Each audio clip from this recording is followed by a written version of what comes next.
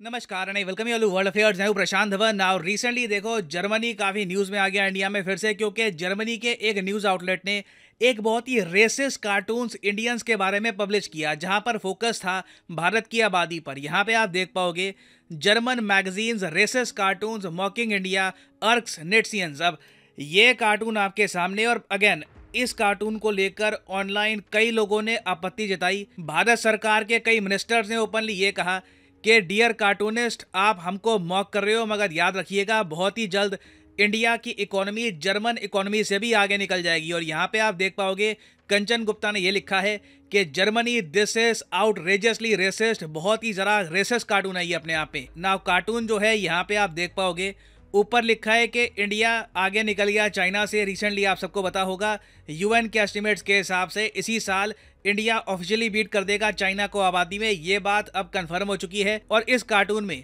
इन लोगों ने दिखाया कि चाइना बुलेट ट्रेन की स्पीड से आगे जा रहा है।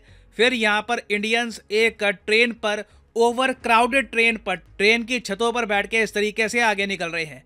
ना ओवर द ईयर्स ना ऑनलाइन आपने काफ़ी बार देखा होगा, कई सीन्स होते हैं बांग्लादेश में, ये ऐसी ट्रेन्स बहुत ही फेमस है, लोग ट्रेन्स के ऊपर बैठ जाते हैं, तो वहाँ की फोटोज ना काफ़ी बार दिखाई जाती है और ये कहा जाता है कि ये इंडिया का सीन है। इस वजह से इंडिया का नाम ओवर द ईयर्स काफ़ी ख़राब हुआ है। जबकि इंडियन रेलवेज में आप देखोगे पिछले कुछ सालों में बहुत ज़्यादा इंप्रूवमेंट हुई है। अब इंडिया की जो ट्रेन्स हैं ये भी काफ़ी मॉडर्न दिखती है। मगर यहाँ पर जो कार्टूनिस्ट था इस मैगजीन का, इसने इंटेंशनली आप कह लीजिए चाइना को दिखाया है कोई यूएस जापान से भी आगे कोई देश निकल गया है जहाँ पे सिर्फ बुलेट ट्रेन ही चलती है, और इंडिया को ऐसे दिखा दिया है। अब ऑब्वियस सी बात है, जब यहाँ पर जर्मनी देश का मेंशन हो तो लोगों को सीधा जर्मनी का जो इतिहास है वो याद आ जाता है कि हाँ जर्मन लोग तो होते ही ऐसे हैं, ये तो इनकी सोच ही ऐसी है। मगर यहाँ पे ना मैं आपको थोड़ी सी क्लैरिटी के साथ बताना चाहता हूँ कि हुआ क्या है। ना ये जो आर्टिकल है ये पब्लिश किया है इस जर्मन मैगजीन ने। ना ऐसा नहीं है कि इन लोगों ने बस एक कार्टून पब्लिश कर दिया, एक्चुअली में इन्होंने पूरा एक आर्टिकल पब्लिश किया है भारत के बारे में। ये आर्टिकल मैं आपको दिखाता हूँ। ना यहाँ पे आप देख पाओगे ये है वो आर्टिकल, और यहाँ पे बहुत ही ज़्यादा पॉजिटिव तरीके से इन्होंने इंडिया को प्रेजेंट किया है। इन्होंने लिखा है कि इंडिया का इकोनॉमिक राइज हो रहा है, और आगे ये खुद कहते हैं कि इंडिया दुनिया की सबसे ज़्यादा आबादी वाला देश बन गया है, और साथ ही साथ ये भी कह दिया है कि बहुत ही जल्द भारत दुनिया की तीसरी सबसे बड़ी अर्थव्यवस्था बन जाएगी।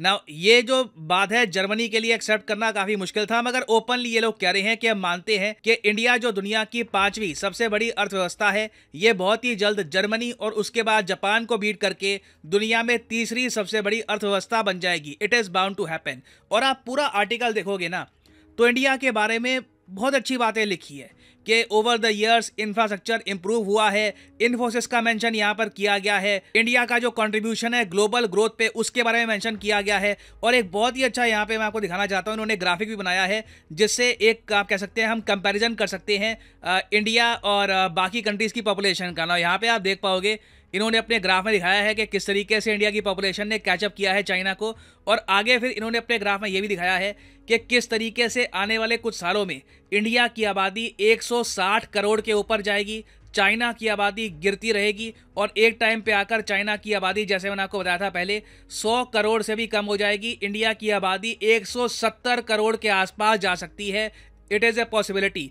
तो आप कह लीजिए एक टाइम आएगा जब चाइना यूरोपियन यूनियन मिलकर यहाँ पर इतनी आबादी नहीं होगी जितनी आबादी इंडिया में अकेली होने वाली है। ना ओवरऑल इस मैगजीन ने इंडिया के बारे में काफ़ी अच्छी बातें बोली है, मगर बीच में इन्होंने एक अलग से जो ये कार्टून पब्लिश किया है उसकी वजह से इंडियंस काफ़ी आलोचना कर रहे हैं इस मैगजीन की। ना ये कार्टून बनाया किसने है यहाँ पे आप जान लीजिए। ये ऑथर हैं कार्टून के पैट्रिक शपैटी। अगेन मुझे पता नहीं इनका नाम ये कैसे प्रोनाउंस करते हैं, पैट्रिक बुलाऊंगा मैं इनको।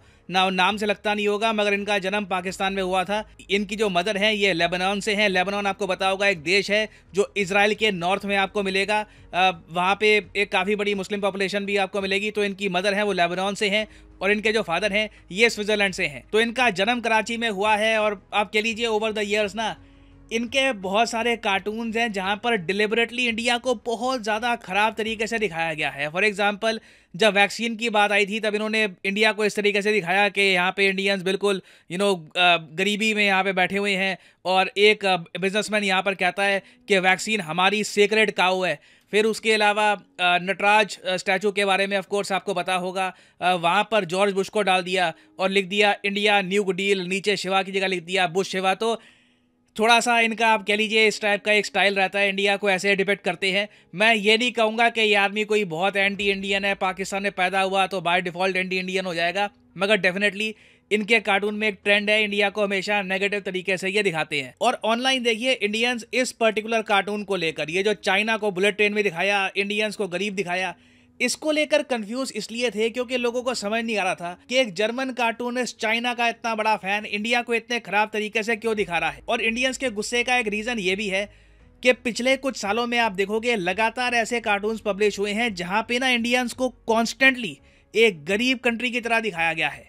एक इमेज आप कह लीजिए जबरदस्ती वेस्टर्न ऑडियंस के सामने प्रेजेंट की जाती है कि हम लोग गरीब ही हैं। फॉर एग्जाम्पल ये न्यूयॉर्क टाइम्स का आर्टिकल जो है इसके बारे में आपको पता होगा। फिर एक बार जब क्लाइमेट समिट के बारे में बातचीत चल रही थी, वहां पे इंडिया को दिखा दिया कि इंडिया अकेला क्लाइमेट टॉक्स को रोक रहा है ना। इंडिया के साथ साथ चाइना को भी दिखाते तो आप कह सकते हैं न्यूट्रल था, मगर सिर्फ इंडिया को ही यहाँ पर दिखाया गया है। और इस सब का देखिए एक रीजन भी है। मैं आपको एक बात बताता हूँ, दुनिया में शायद ही कोई रेशियल ग्रुप होगा जिसके अगेंस्ट इतना रेसिज्म होता है और कोई प्रोटेस्ट नहीं होता। देखिए बिल्कुल अफ्रीकन अमेरिकन हैं उनके खिलाफ रेसिज्म होता है, जो ईस्ट एशिया के लोग हैं उनके खिलाफ रेसिज्म होता है, मगर वहां पे लोग आवाज उठाते हैं, उनकी एक आवाज होती है। इंडियंस के अगेंस्ट रेसिज्म होता है ना, इंडियंस कुछ जरा बोलते नहीं है इसके बारे में। ये बात जान के आप लोग काफी हैरान होंगे।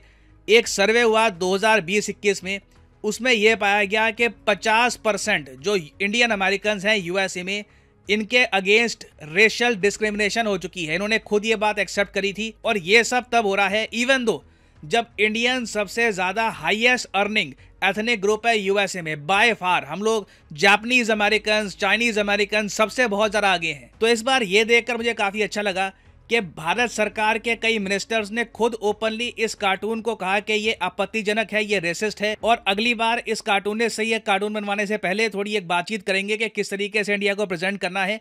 और ये सब करना काफी इंपॉर्टेंट है क्योंकि इवेंचुअली जब तक हम ये बात रेज नहीं करेंगे, इंटरनेशनल मीडिया ये बात नहीं समझेगा कि हम लोग इस टाइप के डिपिक्शन से एग्री नहीं करते। आपको एक कार्टून बनाना है, आप न्यूट्रल तरीके से बनाइए। ये चाइना को बुलेट ट्रेन, इंडिया को यहाँ पर गरीब सी ट्रेन दिखाकर आप क्या बताना चाहते हो? आप प्रैक्टिकल सेंस में देखो तो इस कार्टून की कोई सेंस भी नहीं बनती। तो मैं उम्मीद करता हूँ कि इस वीडियो से आपको क्लैरिटी मिली होगी और आप समझ गए होंगे कि यहाँ पर इशू क्या है।